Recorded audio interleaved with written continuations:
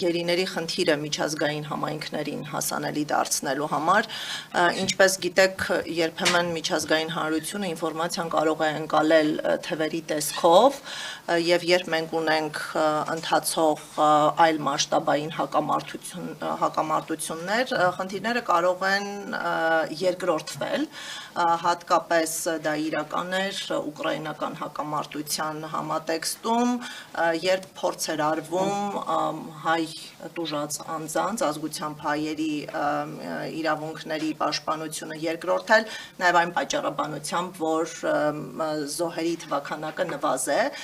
եւ այս նախաձեռնությունը կարեւոր էր նրանով, որ մենք կարողացանք ցուցադրել մարդկային պատմություններ եւ յուրաքանչյուր գերեվարված անձի հետևում ընկած պատմությունը եւ դրա հետևանքները թե ընտանիքի անդամների եւ հասարակության վրա եւ սա կարծում եմ ձևավորեց այն գիտակցությունը, որ անկախ թվերից յուրաքանչյուր անձի ճակատագիր կարևոր է եւ պետք է հետեւողական աշխատանք կատարվի ապօրինաբար պահվող անձանց ազատ արձակման ուղղությամբ։ Եվ հովանավորությունը ըստ էության ուներ հենց քաղաքական բնույթ, քանի որ եվրոպական համայնքներում հեղինակություն վայելող ընտրված ներկայացուցիչները հենց իրենք էին հասանելի դարձնում այդ մարդկային ճակատագրերի դժբախտ դաժան կողմերը եւ փորձում էին նաեւ այդ հասարակությունների աջակցությամբ ձևավորել ճնշում ադրբեջանական իշխանությունների վրա, ինչն էլ կաջակցեր խնդրի լուծմանը։ Հիմա ես անդրադառնամ իրավական խնդիրներին,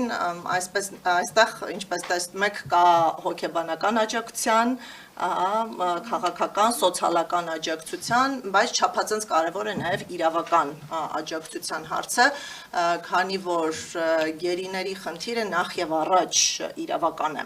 Գերուն չհայրենադարձնելը հանգեցնում է մի քանի իրավունքների խախտումների, այդ թվում անձնական ազատության իրավունք,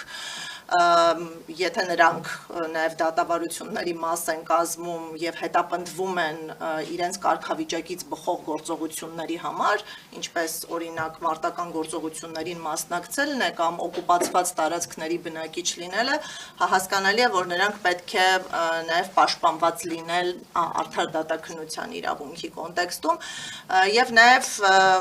հանրահայտ փաստ է, կարծում եմ այստեղ ես նորություն ասած չեմ լինի, որ Ադրբեջանում ձևավորված է հակահայկական քաղաքականություն, որով պայմանավորված հայերը ենթարկվում են խտրականության եւ մարդու իրավունքների ծանրագույն խախտումների եւ նշեմ, որ կան դատական ակտեր, որոնք այս փաստերը արձանագրում են, սա ընդհանրապես հայկական կողմի նարատիվը չէ, սա արդեն միջազգային դատական գործընթացներով ստուգված, հաստատված փաստեր են, որոնք պետք է առաջ բերեն նաեւ այլ բնույթի հետևանքներ։ Ուստի նաև այնտեղ պահվող հայերը ենթարկվում են դաժան անմարդկային վերաբերմունքի եւ սա է պատճառը, որ հայրենադարձումից հետո մենք բախվում ենք հոգեբանական խնդիրների հետ եւ դրանց հաղթահարման ուղիներ ենք փորձում որոնել։ Ուստի այս դատական գործընթացների միջոցով փորձ է արվում արձանագրել իրավունքների խախտումները եւ հասնել իրավաբանորեն պարտադիր դատական ակտերի կայացման, ինչը կպարտադրի Ադրբեջանին ազատ արձակել հայ գերիներին։ Ինչպես տեղյակ եք, գերիների որոշ խումբը ներկայացված է եղել անհատական գանգատների միջոցով, որտեղ գործել են ընտանիքները եւ նրանց ընտրությամբ փաստաբաններ։ Սա եղել է մասնավոր նախաձեռնություն եւ որևէ կերպ չի նույնացվում պետական գործելակերպի հետ, սակայն գերիների մեկ այլ խումբ ներկայացված է եղել միջպետական գանգատների միջոցով, ընդ որում գերիների հարցը արծարծվել է ինչպես Միավորված ազգերի կազմակերպության միջազգային արդարադատության դատարանում, այնպես էլ մարդու իրավունքների եվրոպական դատարանում։ Եվ գիտեք, որ մենք ունենք միջպետական 1 հայց ՄԱԿ-ի դատարանում եւ 4 հայցեր եվրոպական դատարանում։ Այստեղ շատ կարևոր է այս հայցերի ճակատագիրը խաղաղության համաձայնագրի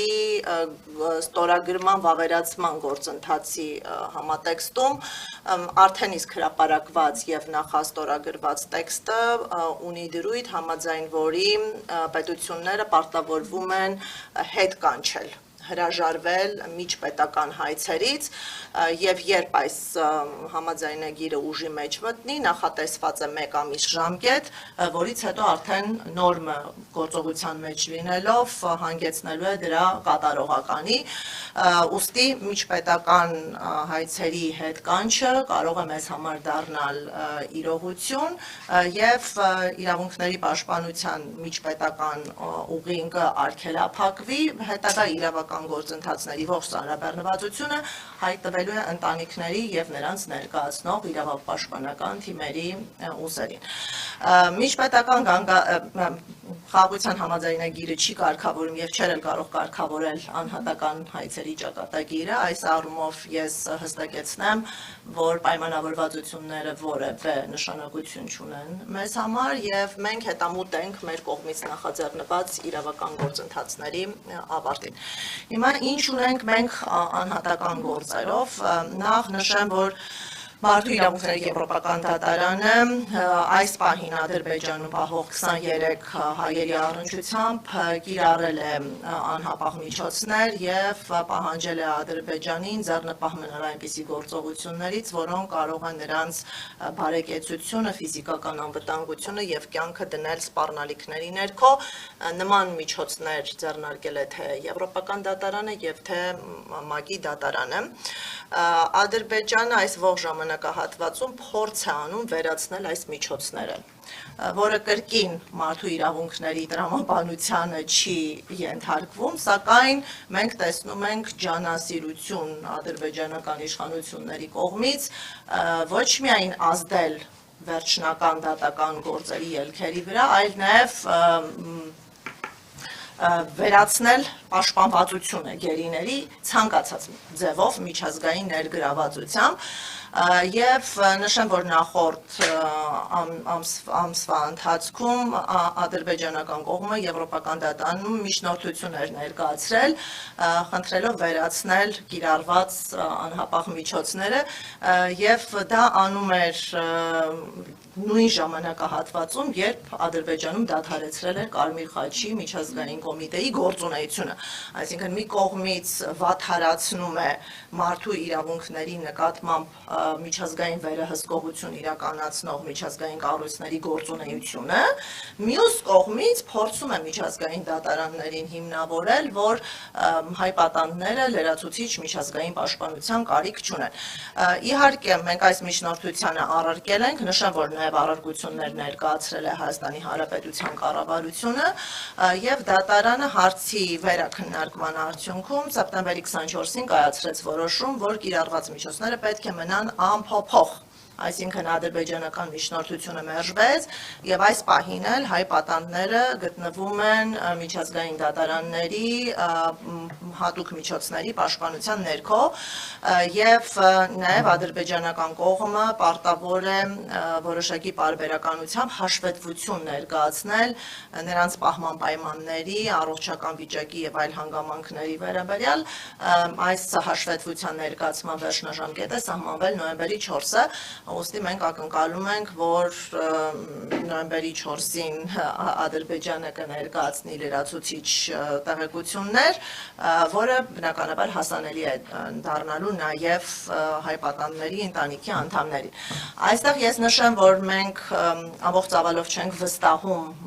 Ադրբեջանի ներկայացրած տեղեկատվությանը, քանի որ այն աղավաղված է, իրականությանը չի համապատասխանում երբեմն, այստեղ հասկանալի է, որ իրենց ցանկալի դիտանկյունից միակողմանի ինֆորմացիա են սնուցում դատարաններին, բայց այս վերապահումով հանդերձ մենք կարևորում ենք այս տեղեկատվության ստացումը եւ այն այս մեկուսացվածության պայմաններում կարևոր նշանակություն ունի անձանց իրավիճակի մասին գոնե մոտավոր պատկերացում կազմելու համար։ մի փոքր կրկնվեմ, բայց Կարմիր խաչը վերջին անգամ հայ գերիներին տեսակցել է հունիս ամսին, դրանից հետո այլ այցելություններ չեն եղել եւ մենք կարող ենք ասել, որ հայ գերիները գտնվում են արտաքին աշխարհից բացարձակ մեկուսացվածության պայմաններում։ Մենք ունենք տեղեկություն, որ խոշտանգումների կանխարգելման եվրոպական կոմիտեն կարողացել է երկարատև բանակցություններից հետո այցելել Ադրբեջանի փակ հաստատություններ, թե այս այցելությունների ընթացքում տեսակցել է բացառապես ադրբեջանցիների, թե հնարավորություն ունեցել են նաև տեսակցել որոշ հայերի, այս մասով մենք դեռևս ամբողջական տեղեկություններ չունենք, դրա համար զերծ կմնանք կոնկրետ մեկնաբանություններից, բայց առաջիկայում հասանելի կլինի նաև տեղեկատվություն, թե արդյոք խոշտանգումների կանխարգելման կոմիտեն կարողացել է գոնե մեկ անգամյա այցելություն ունենալ հայ պատանների հետ։